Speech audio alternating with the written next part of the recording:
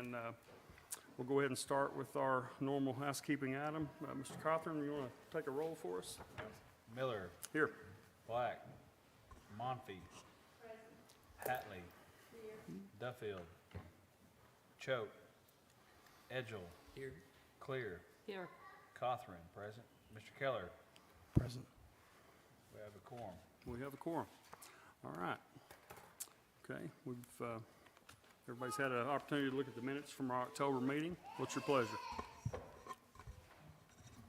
Move to place them on file. Ma'am? Second. Okay. All right, we have a motion and a second to approve the minutes from the October meeting. All those in favor acknowledge by saying aye. Aye. Any opposed? Hearing none, motion carried. All right. No old business. Our new business here, we got a special use permit to allow daycare family home in a R1 zone at 5920 North Arkansas, submitted by Shelby Struber. Dylan, you have a staff report on that? Yes, sir, we do. This is a special use permit at 5920 North Arkansas Avenue. Currently, the property is located within the North City Spur in an R1 single-family residential zone. The property is located just south of the Dover-Russellville city limits. Surrounding uses include a single property to the north, Zone C2, highway commercial, and the rest of the surrounding uses being single-family homes in an R1 zone. Before the applicant acquired the property was previously used as a residential home daycare facility that likely operated outside of compliance with the city zoning code. As the applicant has noted, the facility operated well above the 5-child maximum for residential home daycare facilities. Another daycare historically operated on property catty corner to the applicant's property. However, it is no longer in operation. The zoning code has recently been updated to allow a daycare family home via special use permit in the R1 zone. The proposed use of the property being a daycare family home as opposed to a residential home daycare could be in line with land use in this district. The table of permitted uses states that this is permissible via special use within single-family residential zones. The applicant previously acquired a special use permit to allow a child care center at this location.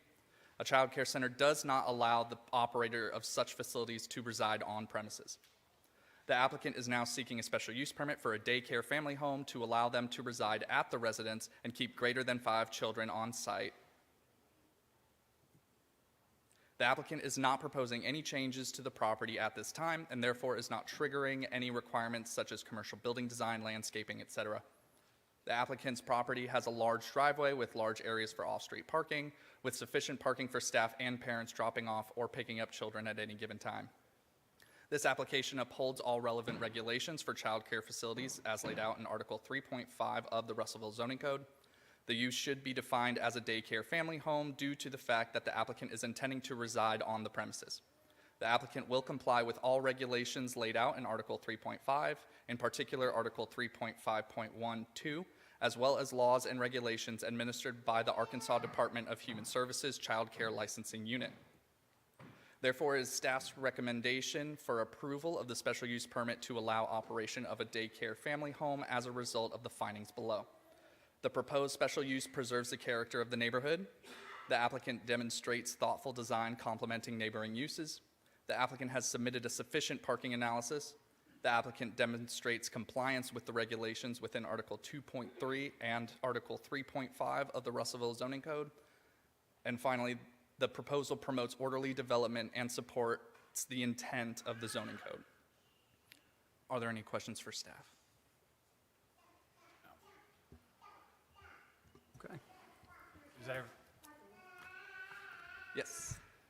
The statement, me find it here, I know I project well, so I don't think I need the microphone.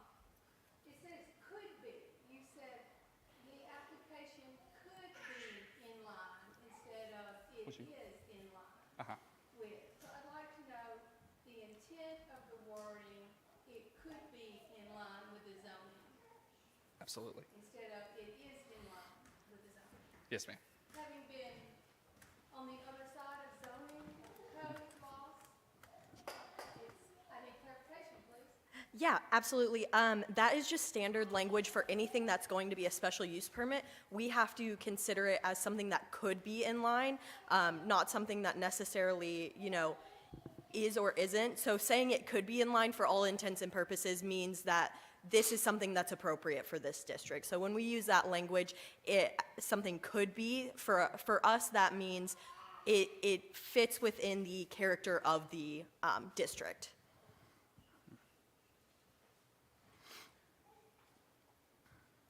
So if it was a use that didn't require a special use, it would just be It is would in be- line. Yes, so if But it didn't require a special use permit, anything that is outright permitted by the code, yes, as Justin said, would be in line. Anything that is a special use, we consider it something that could or could not be in line with the area. So it's not something that, necessarily by saying could be means that it's not. Kind of on the contrary, if it wasn't something that was appropriate for the area, we would say could not. So it could be in line and then an understood with a special use permit that that was Exactly. just like omitted from it. Yes, Okay. yes.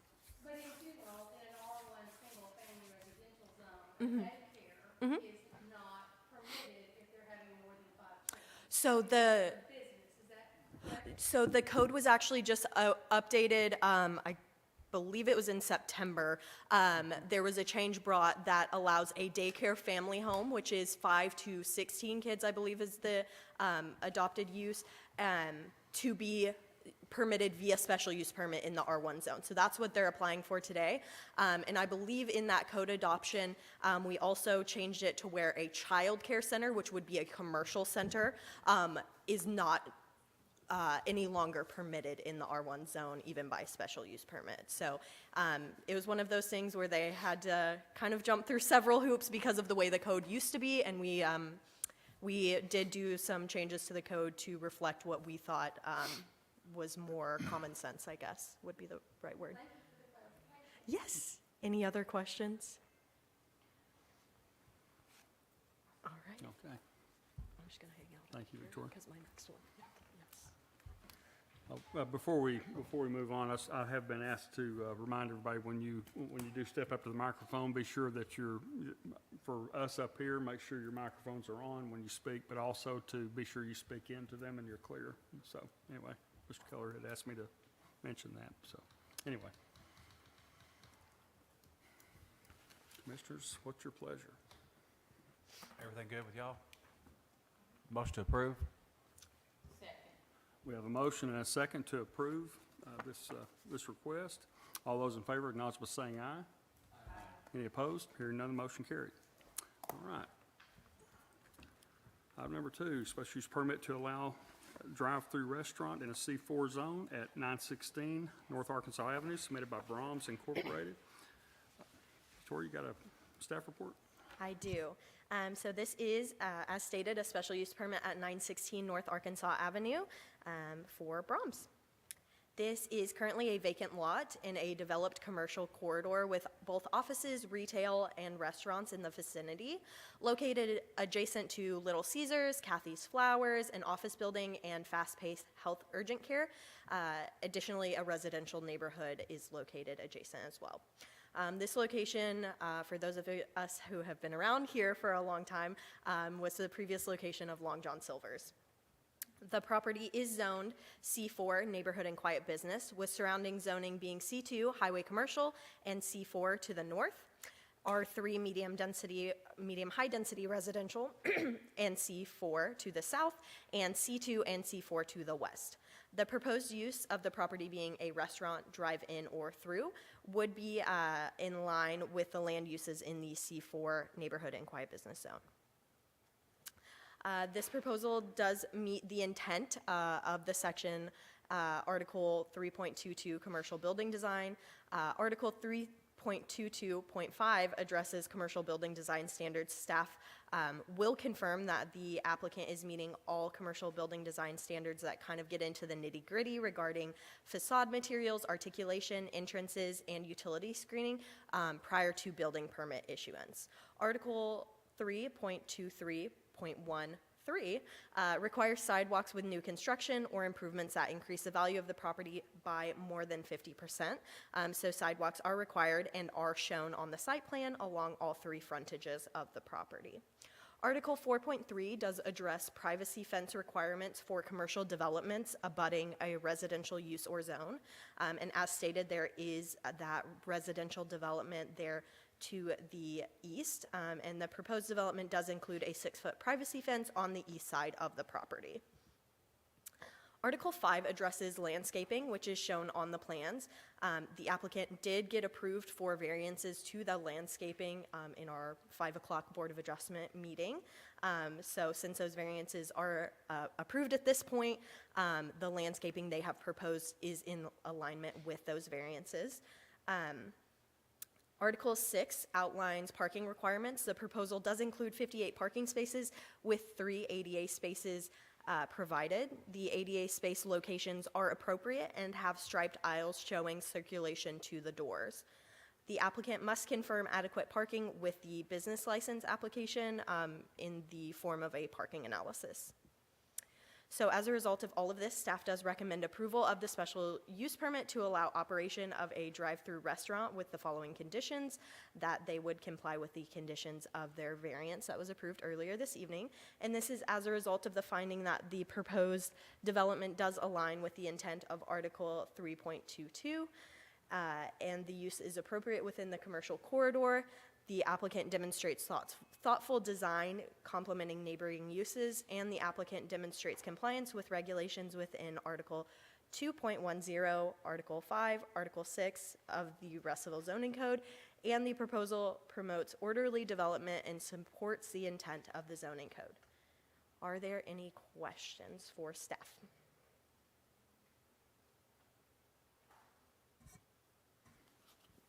Thank you.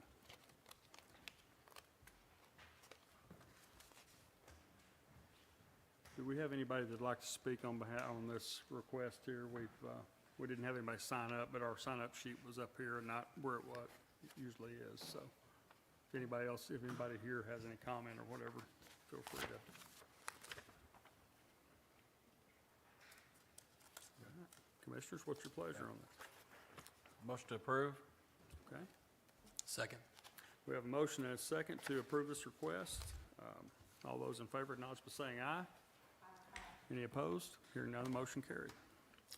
All right. Item number 3, minor subdivision for Hunt Estates located at 111 Amy Lynn Place, submitted by Stanley and Faith Hunt. Gavin, you have a staff report on that? Yes, sir. This is an incidental subdivision at 111 Amy Lynn Place. Currently, this is a vacant property that is planned.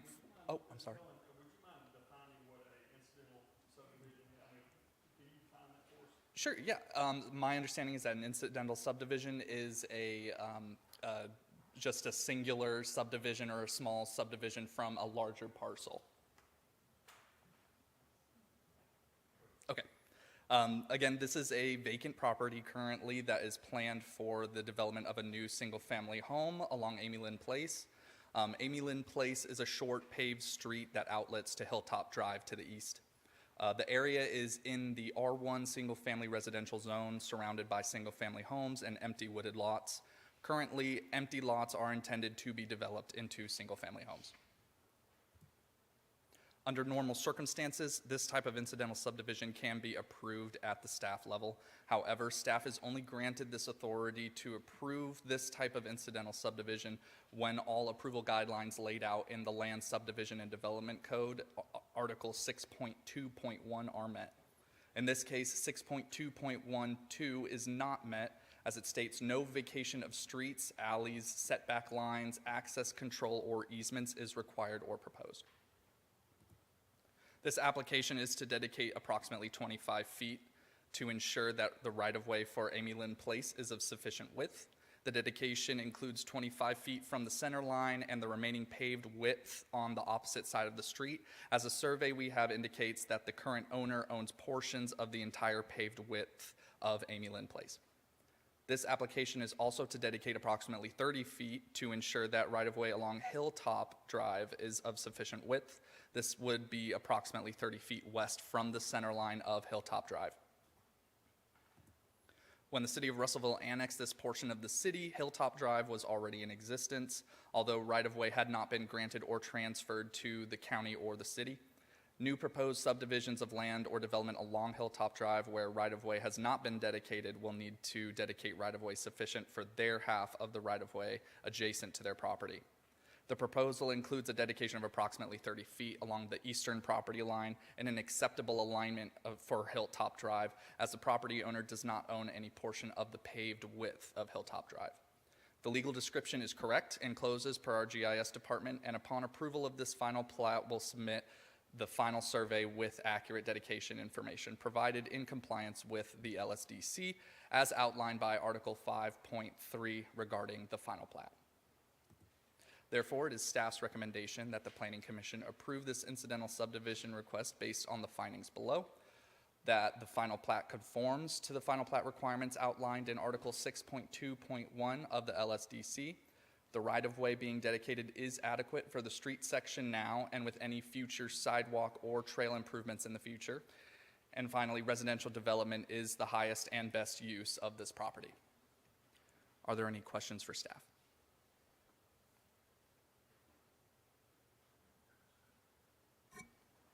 Thank you, Gavin. Thank you.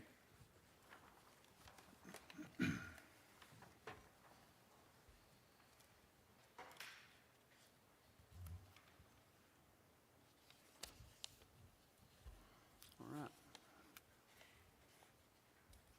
What's your pleasure, folks? Any questions? Anybody have any comment on this? Okay.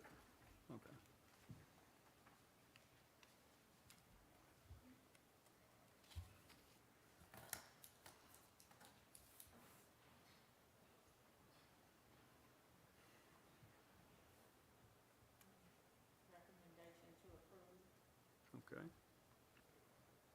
We have a motion to approve. Do I have a second? Second. All right. We have a motion and a second to approve this request as presented. All those in favor, acknowledge by saying aye.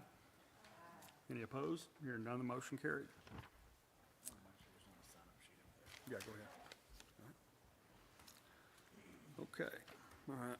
Item number 4, preliminary plat for Wynwood Gardens located at 1100 block of South Vancouver, submitted by Barrett and Associates on behalf of Root Construction Incorporated. Victoria, you got a staff report?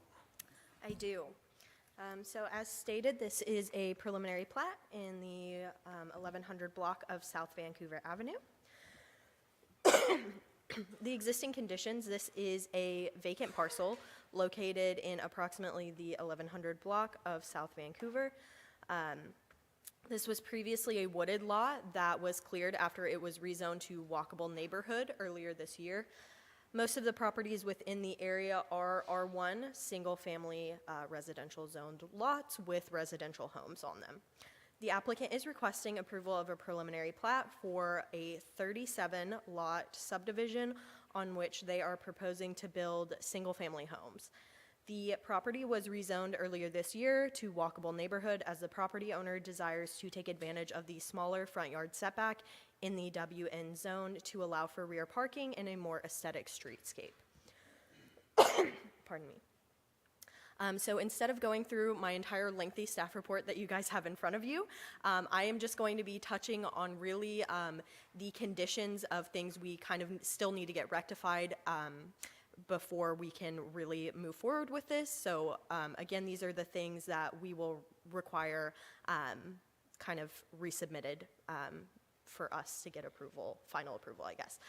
So 3 comments will need to be addressed prior to the final plat regarding the covenants and restrictions. Those are laid out in the staff report, nothing too crazy, just some Scrivener's errors on those.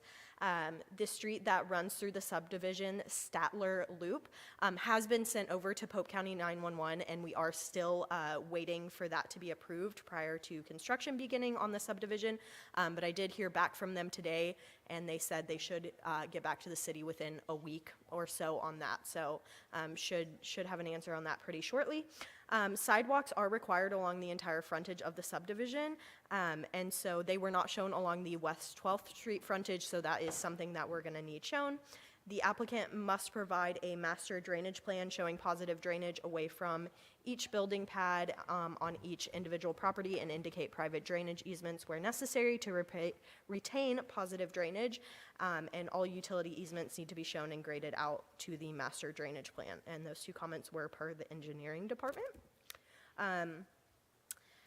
A planting screen easement of at least 10 feet, which there's a 20-foot setback shown, is required. The Planning Commission, at your discretion, may require a planting screen or 6-foot ornamental fence or wall, which it will appropriately screen and be harmonious with the residential neighborhood. Given that all the properties located with double frontages back up to West 12th Street and their backyards abut the road, aesthetically a 6-foot ornamental fence would be appropriate and should be constructed by the developer in a manner that does not impact site clearance. So the condition there would be to submit plans as part of the construction documents that include a construction of a 6-foot ornamental fence or wall along lots 16 through 23. And then submit a landscape plan demonstrating that at least 90% of the lots within the subdivision are sufficient size to support the residential tree requirement. As the developer has requested to defer the street tree requirement to the home building stage, which transfers the street tree to a residential tree that is located in the front yard. So staff does recommend approval of the preliminary plat with the following conditions: that the applicant submit revised construction drawings containing corrections noted in the staff report, review comments listed as, quote, application requirements and, quote, preliminary plat, end quote, prior to beginning any construction activity on the project. And then per engineering, the 1,595 cubic yard of storage identified on page 3 of 3 of the Waco, of the drainage report will need to be constructed below the weir elevation of the Waco pond, and the site will need to be vegetated when complete. The exact location of excavation can be finalized during the construction level review. This is as a result of the findings that the application submitted conforms with the application requirements outlined in 4.2.1 of the Land Subdivision Development Code. The application meets the area requirements outlined in the Russellville Zoning Code. The roadway has adequate capacity to handle the additional traffic load, and construction of residential single-family homes is the highest and best use of this property. Are there any questions for staff?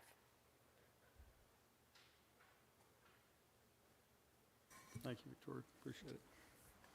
Eddie, you got anything you want to add? Anything on this request?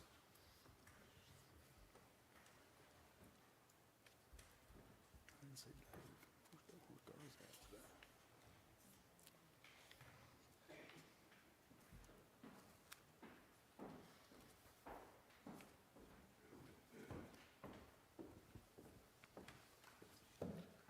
As a part of the If you would state your name recommendations. for the record, sir, if you don't care. What was that? State your name for the record, please. Chris Taylor with Barrett and Associates here in Russellville. As a part of the recommendations from the planning review, our question is that on the particular element of the ornamental fencing being placed by the developer along 12th, will that be required by the developer, or will that be required by the homeowner once that home is constructed and bought? You don't have to get up. Yeah. Just, I'll be loud. My understanding is that the code requires that of the developer. I think on previous developments, it has been required of the developer on that. So. Okay, that's the only thing we have. We just wanted to make sure and get clarity there. okay. Yes, ma'am. Is that the section of, does that section of Vancouver also have the median? That section does still have the median. And what kind of access will vehicles have in and out of that subdivision? You'll have two actual ingress egress roads coming off of Vancouver if you're coming from the roundabout going north. Access through the median, We haven't made plans to cut into that median or make road cuts. I'm not sure that that'd be a factor that we want to do there. It would actually slow down traffic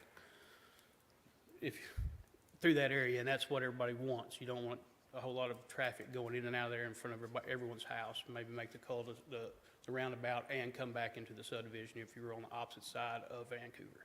Okay. Thanks, Chris. Thank you. Appreciate it.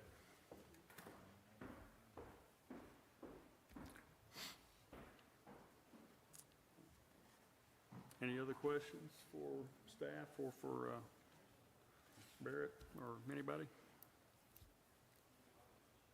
Okay. Go ahead. Motion to approve as presented. Okay. Well, let's don't fight over it now. Okay. All right, we have a motion and a second to approve the request as presented. All those in favor, acknowledge by saying aye. Any opposed? Hearing none, the motion carried. Okay. Item number 5. Gavin, you want to go ahead and just fill us in on item number 5? Sure, yep. Item number 5 is our Q4 zone text amendments. The Long Range Planning Committee meets quarterly to review and periodically update the zoning or land subdivision and development codes. On November 3rd, the Long Range Planning Committee met to discuss proposed changes. The following items were recommended by the committee to be advanced to the Planning Commission for consideration. Article 1.12, the extension of land use authority. This update has been made to repeal the section of the zoning code allowing for extraterritorial jurisdiction, i.e. the planning boundary, in compliance with Arkansas Legislative Act 314 of 2025. Article 3.14.12, new auto repair.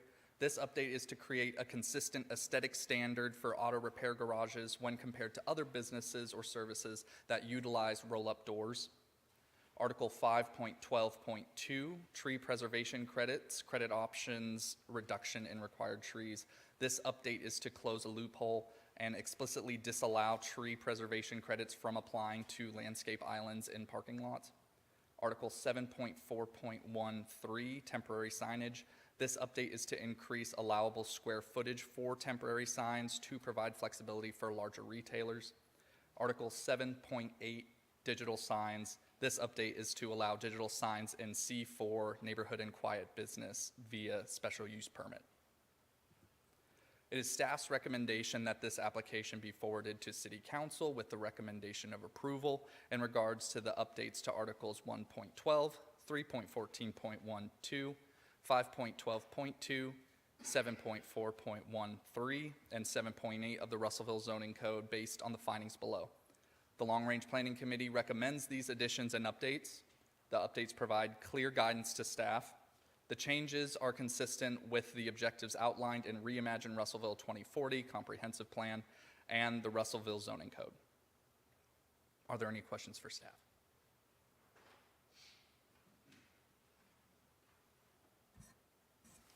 All right, thank you, Gavin. Thank you.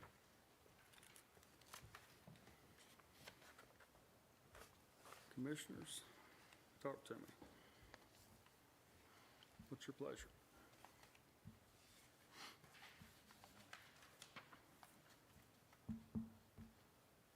Make a recommendation that we forward this to City Council for approval. Okay. Have a motion. Do I hear a second? Second. All right. We have a motion and a second to forward this to City Council for approval. All those in favor, acknowledge by saying aye. Any opposed? Hearing none, the motion carried. And if that's it, we are adjourned. And everybody have a great Christmas, and we'll see you